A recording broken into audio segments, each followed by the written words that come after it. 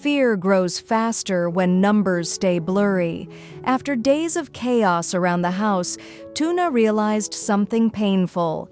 Whenever Alex talked about money, land, orders, or expenses, she could feel the worry, but she could not fully understand it.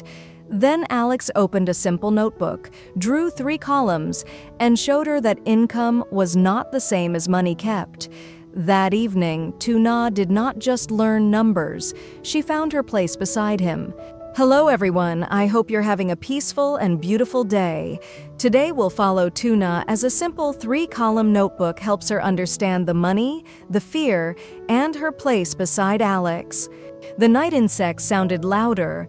The house, which had just begun to feel calm again, held its breath.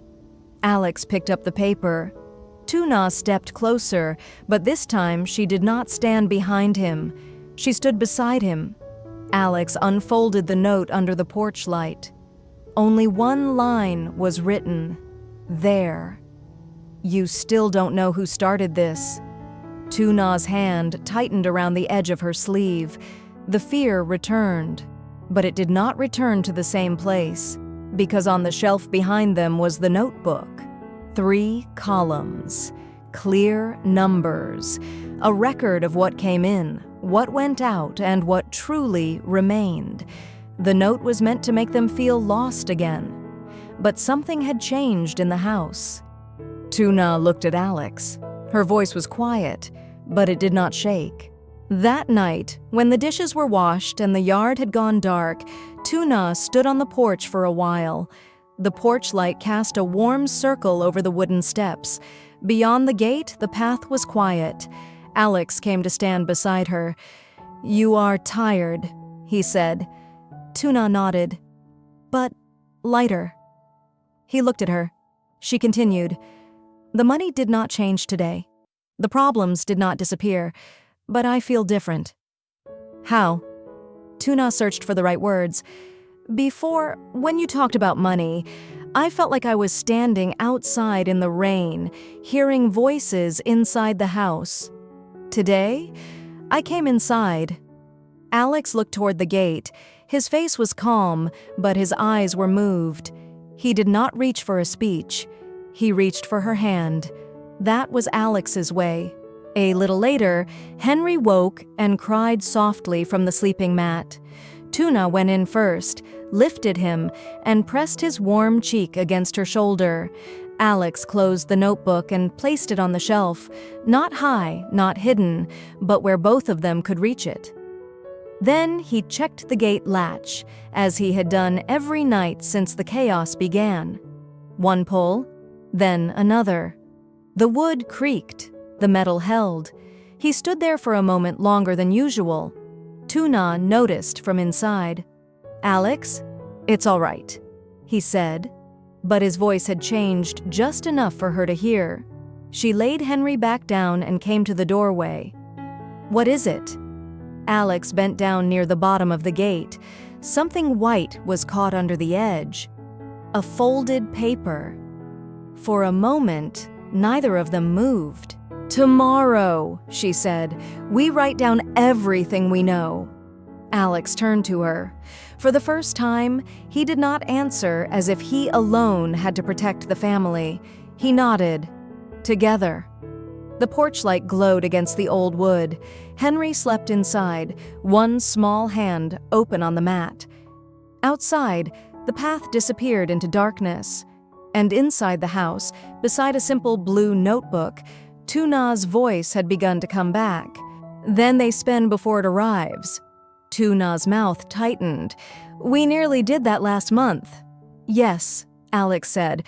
So now we mark it red until the cash arrives. He took a red pencil and drew a small line beside the buyer's name. Red means do not spend yet. Tuna looked at it. Simple. Simple is good, she repeated. Simple is good. And it was, because the goal was not to look clever. The goal was to keep the family steady. The goal was to make sure rice money was not confused with fertilizer money, to make sure Henry's medicine was not accidentally swallowed by transport fees, to make sure a good sale did not become a bad week because no one saw the small leaks, to make sure Tu Na could answer when someone asked, to make sure Alex did not have to carry every number alone.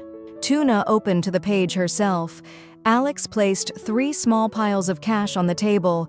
1 for farm expenses this week, he said. 1 for family needs. 1 we do not touch unless necessary. Tu Na touched the 3rd pile lightly.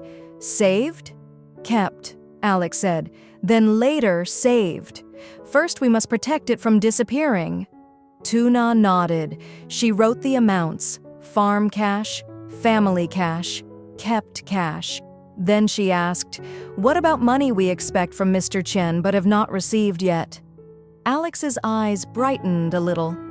That question is important. He drew a small box at the side of the page. Expected, not received. Tu Na wrote it down. Alex explained, "Many families make trouble for themselves here. They count promised money, like it is already in the house." Alex came in from the yard, wiping his hands. "All right." She thought for a moment. "Last week we sold dried pomelo peel." Alex nodded. "Good. That is different from fresh pomelo." Tu Na looked at him. "Because we added work." "Yes," she wrote. "Dried pomelo peel. Income." Then stopped. "How do we count the expense? The peel came from fruit we already had." Alex sat beside her. "We count what we use to make it ready. Salt, sugar, firewood, clean bags, time, if we pay someone.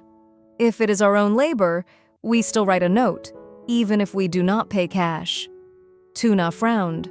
"Why write labor if no money leaves?" "Because work has value. If we forget that, we think something is easy just because no cash was paid."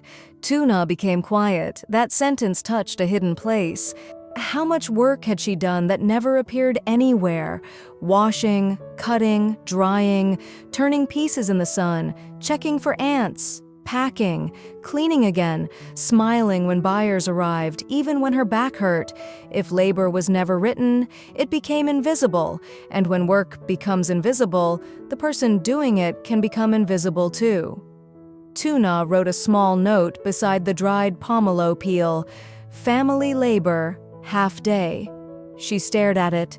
It was not money, but it was recognition. Alex saw her looking. He did not say anything too large. He simply said, "That line belongs there." Tu Na nodded. Her voice was low. "Yes, it does." The practical truth was simple, but it changed the feeling of the whole room. In a family farm, not every cost is cash. Some cost is time. Some cost is energy. Some cost is worry, and when a family can see the cost honestly, they can price their work with more dignity. They can stop selling too cheaply just because the tree grew behind their house. They can stop thinking homemade means worthless. They can stop measuring value only by what a buyer is willing to say at the gate. Alex turned to Tu Na. "When we know the real cost, we can decide the real price." Tu Na looked toward the yard, where pomelo leaves moved slightly in the wind. "Then maybe next time, we should not sell the dried peel too low." "No," Alex said. "We should not." This was not only about household finance anymore. It was about voice. When Tu Na did not know the numbers, she could only feel whether something seemed fair. Now she could ask, "How much did we spend? How much work did it take? How much did we truly keep? Is this price enough? Can we wait for a better buyer? Can we separate farm cash from family cash this week?" Those questions were not loud, but they changed where she stood, not behind Alex, beside him. Near sunset, a neighbor woman came by to return a bowl. She saw the notebook and smiled. "Studying?" Tu Na almost closed the cover out of habit. Then she stopped herself. "Yes," she said, "farm money." The neighbor laughed kindly. "Ah, I leave that to my husband. Numbers make my head hurt." Tu Na smiled back, but there was a new steadiness in her face. They made mine hurt too. But now Alex showed me 3 columns. It is not magic." The neighbor leaned closer. "3 columns?" Tu Na turned the notebook around. "Income, expenses, truly kept." The neighbor's smile faded into interest. "Truly kept," she repeated. "That one sounds dangerous." Tu Na laughed. "It is honest." The neighbor stood there for a few more minutes, asking about small sales and market fees. Tu Na answered what she could. When she was unsure, she looked at Alex, and Alex helped without taking over. That was important too. Learning in a family is delicate. If one person corrects too fast, the other person may stop trying. If one person stays silent too long, confusion grows roots. Alex had to learn how to explain without making Tu Na feel tested. Tu Na had to learn how to ask without apologizing first. Both were practicing. And like all farm work, practice did not look dramatic. It looked like a pencil moving slowly across a page. It looked like a wife asking, "Where should this go?" It looked like a husband answering, "Let's decide together." It looked like Henry climbing onto the bench and trying to press his small palm onto the notebook, leaving a faint, dusty mark near the bottom of the page. Tu Na looked at the palm mark. "Henry, this is not your ledger." Alex said, "Maybe it is. One day he will ask why we worked so hard." Tu Na's smile softened. "Then we can show him." The house grew golden as evening arrived. Tu Na cooked rice porridge with vegetables from the garden. Alex fixed a loose board near the porch. Henry sat nearby, tapping 2 small sticks together as if helping. After dinner, they returned to the notebook, not because they loved accounting, because they loved sleeping without fog in their chest. After Henry has spilled water on the floor, after rain has made the yard muddy, after a buyer has delayed payment and everyone's patience is thin, the system must survive real life. So Alex and Tu Na made rules that fit their home. 1 notebook for farm sales, 1 section in the same notebook for family spending, a small envelope tucked inside the back cover for unpaid buyer notes, a red mark beside money not yet received, a circle around expenses already paid, and at the end of each week, 1 line: what we truly kept. Tu Na wrote the rules on the inside cover, not beautifully, clearly. Alex watched her write. He did not take the pencil from her hand. That mattered, because sometimes care is not doing everything for someone. Sometimes care is standing close enough that they are not afraid, but far enough that they can discover their own strength. By afternoon, the house began to feel more like itself. Tu Na washed vegetables in a basin outside, the water turning green from the leaves. Henry woke from his nap and followed a chicken too closely until Alex lifted him away before the rooster became annoyed. The porch light, though not yet turned on, hung above the door like a quiet promise for evening, but the notebook stayed open on the table. Not as a burden, as a new tool in the house, like a knife sharpened properly, like a basket repaired before harvest, like a gate latch checked before night. Tu Na returned to it after hanging towels on the bamboo pole. "I want to try 1 more," she said. "From now on, we check together every evening there is a sale or spending for the farm." "Every evening?"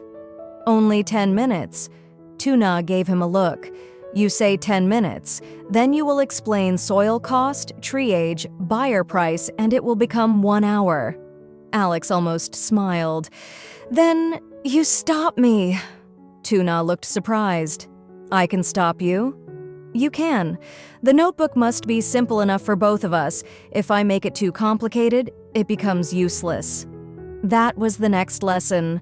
A ledger that only one person can understand is not a family ledger. It is a locked box. Many people think better records mean more pages, more categories, more difficult words. But for a small farm and a household, the best system is the one people actually use when they are tired. After dinner, after washing bowls, then she recalculated. Income stayed the same. Expenses became $385,000.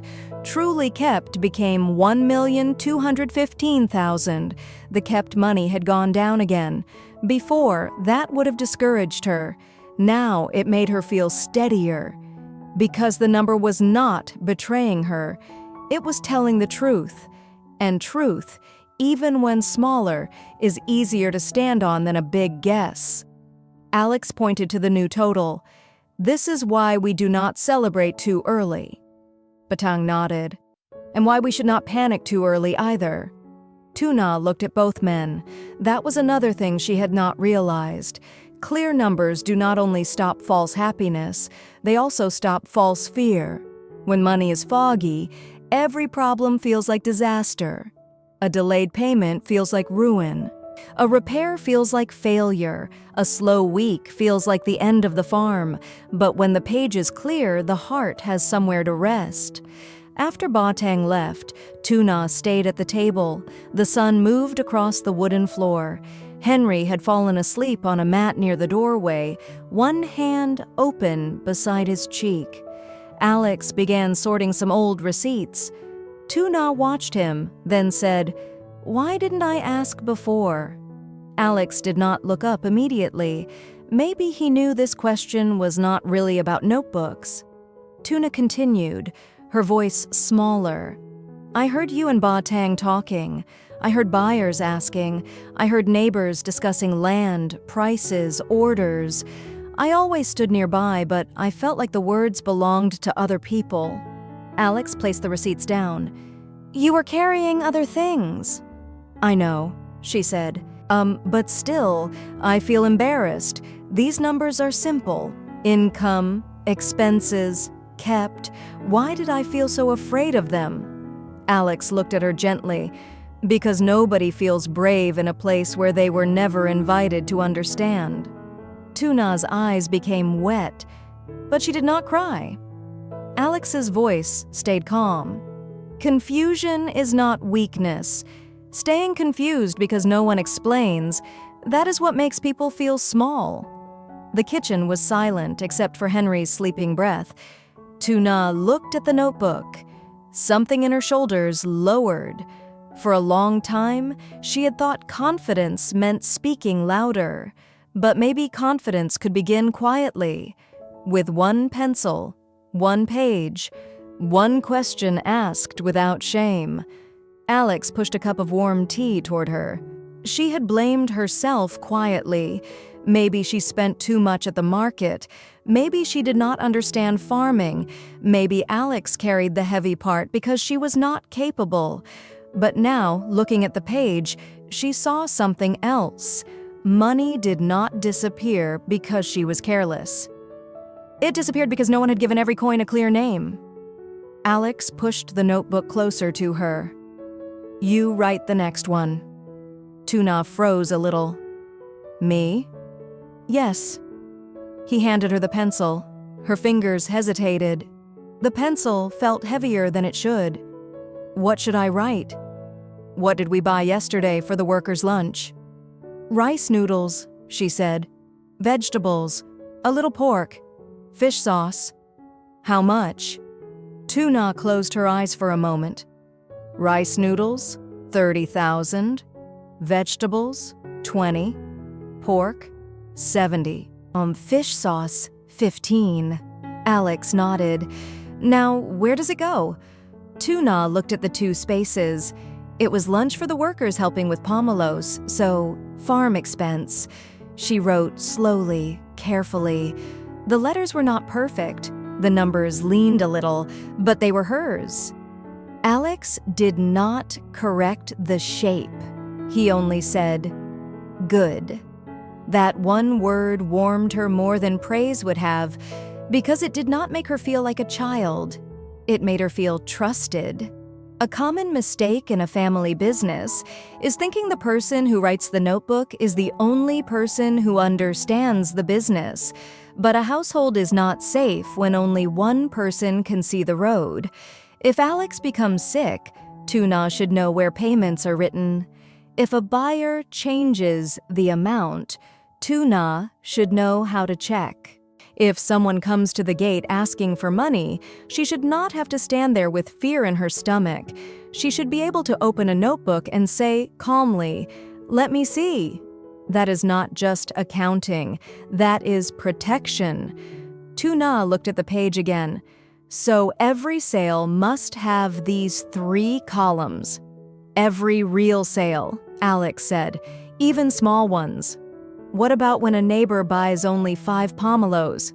We still write it, even if it is only 100,000? Especially then. Tu Na frowned. Why especially?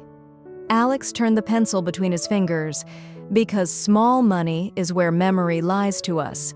Big money we remember. Small money slips through the day like dust. The word dust made Tu Na glance toward the yard path, where the sun had started to dry the mud into a pale film. Alex continued, "When we write small income and small expenses, we stop arguing with memory. We can look at the page instead." Tu Na nodded slowly. She understood that. How many times had she tried to remember what she spent 3 days ago? How many times had she felt guilty over money she could not even name? Alex gave her a small tip. Write the same day, not tomorrow. Tomorrow adds stories. Today gives facts. Tu Na repeated it quietly. Today gives facts. Henry, hearing her voice, lifted his wooden spoon and waved it like he had also learned something important. Alex tore a small, unused corner from an old paper and gave Henry a pencil stub with the sharp end broken off. "Here, you keep your own ledger." Henry bent over the paper seriously. His little hand moved in circles and wild lines. Tu Na watched him scribble. Then Henry looked up, proud of the mess he had made. Alex leaned over. "Very good. Income, 1 spoon. Expenses, 2 socks. Truly kept, 1 smile." Tu Na laughed, this time not softly. The sound filled the kitchen. For the first time in days, the fear that had been sitting between them moved aside. Only a little, but enough. Later that morning, Batang came through the gate carrying a basket on one shoulder. His shirt was damp at the collar, and his sandals had dust along the edges. "I heard you two are doing serious office work now," he joked, looking at the notebook on the table. Tu Na smiled, a little shy. "Alex is teaching me." Batang set the basket down. "Good. Then teach me too. Last month I sold chickens and thought I was rich for 2 days. Then I remembered the feed." Alex looked at Tu Na. "See?" Batang laughed and pointed at the notebook. "That last column is the painful one." Tu Na surprised herself by answering, "Painful but honest." Batang raised his eyebrows. "Ah, then you already understand more than many people." The 3 of them sat for a short while on the porch. Alex brought out the pomelo note again and asked Batang to confirm the loading payment. 100,000, Batang said, "but don't forget the extra rope. You bought it from old Mr. Lamb." Tu Na looked at Alex. Alex looked back at her. Then she opened the notebook herself. "Extra rope," she said. "How much?" 25,000, Batang answered. Tu Na wrote it under expenses. The morning after the chaos, the wooden house felt quieter than usual. Not peaceful, just quiet. The kind of quiet that stays after people have spoken too much, worried too long, and slept too little. The kettle made a thin sound in the kitchen. Outside, the yard was still damp from the night rain. A pair of Henry's small sandals sat near the door, one upright, one fallen on its side. Tu Na stood beside the table, holding a towel in both hands. She had already washed the bowls, swept the floor, and folded Henry's little shirt. But her mind was not inside any of those things. Her eyes kept moving toward the old shelf where Alex kept the notebooks. Farm orders, land notes, buyer names, transport costs, things she had seen many times but never truly touched. That part always confuses me. It confuses many families, Alex said, because the same hands do both. The same kitchen feeds workers and feeds Henry. The same motorbike carries pomelos and carries rice home. But if we mix everything, we cannot see what the farm earns and what the house needs. He drew another simple mark on the page. At the top, he wrote, farm. Then lower down, family. No need for fancy words, he said, just 2 spaces. Tuna watched closely. Alex wrote under farm, fertilizer, seedlings, tools, transport, helper wages, buyer packaging. Then under family, rice, fish, oil, medicine, school savings for Henry, house repairs. Some things are easy, Alex said. Fertilizer is farm, rice is family. But some things must be divided. Tuna pointed at fuel. Not because Alex hid them from her. He never did. But because every time money was discussed, the words seemed to run faster than she could follow. Pomelo sales, fertilizer, transport, wages, repairs, food for the house, payment delayed, cash kept, cash already spent. It all became fog. And in fog, even a strong person can feel small. Henry was sitting on the floor, pushing a wooden spoon across the bamboo mat like it was a little cart. He looked up at his mother and smiled, but Tuna could not smile back immediately. Alex noticed. He was tying a rope around a basket near the door, preparing to check the pomelo trees later that morning. He did not ask quickly. He did not rush her. He just stopped tying the rope. Then he said, "Then today we start from the beginning." Tuna pressed the towel between her fingers. "Is it difficult?" Alex opened the notebook to a blank page. "No, but when no one explains it calmly, even simple things can feel like a locked gate." He took a pencil and drew one line down the page, then another. 3 columns. He wrote at the top, income, expenses, truly kept. Tuna looked at the words for a long moment. Outside, a bird moved along the fence. Henry crawled closer, curious about the pencil. Alex tapped the first column gently. Money that comes in, then the second. Money that goes out, then the third. What is really ours after the work is finished? Tuna stared at the last column. What is really ours? Alex nodded. That is the column many families forget. And for the first time that morning, Tuna sat down, not because she was tired, because something inside her had decided not to run away from the numbers anymore. Alex turned back one page and pulled a small slip of paper from between the sheets. Yesterday's pomelo sale, he said. We use this one because it is real, not a lesson from somewhere else. Our own yard, our own hands. Tuna leaned closer. Alex wrote slowly. Buyer, Mr. Chien. Pomelo sold 80 pieces. Price, 20,000 each. He paused. 80 times 20,000. Tuna swallowed. 1,600,000. Alex smiled slightly. Yes, that is income. He wrote it in the first column. 1,600,000. Tuna looked at the number. It was the kind of number that used to make her feel relieved immediately. 1,600,000 sounded like a good day, a safe day, a day when worries should be smaller. But Alex did not close the notebook. He moved to the second column. Now we write what went out because of this sale. He counted on his fingers, not to perform, but to help her see. Baskets, rope, fuel for delivery, 2 broken pomelos, payment for Batang helping load, a small fee at the market gate. Tuna's eyebrows moved. I forgot the market gate fee. That is why we write it, Alex said. Small money becomes invisible when we only keep it in the head. He wrote, baskets and rope, 80,000. Fuel, 120,000. Batang loading help, 100,000. Market gate fee, $20,000. Broken fruit, $40,000. Then he added the expenses, $360,000. Tu Na looked from the first number to the second. So we did not keep $1,600,000. No. Alex moved his pencil to the third column. We kept $1,240,000. He wrote it down.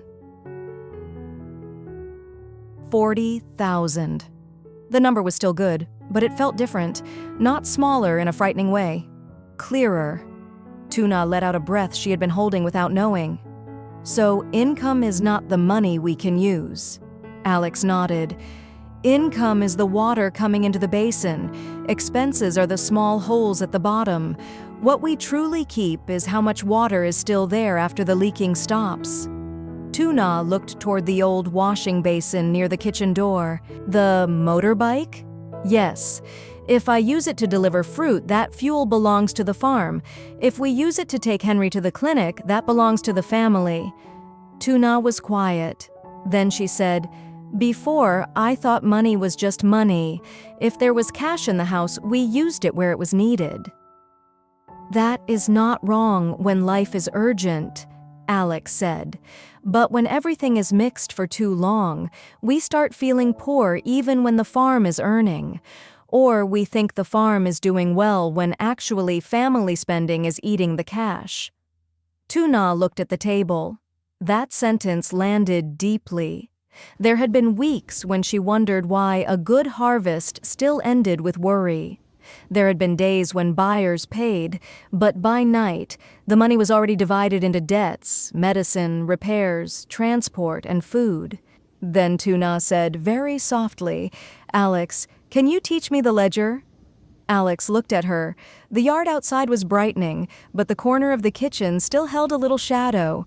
Tu Na lowered her eyes. "I don't want to sit there anymore when people talk about money," and just nod, like, "I understand. I don't want to be afraid every time someone says we lost something or we earned something.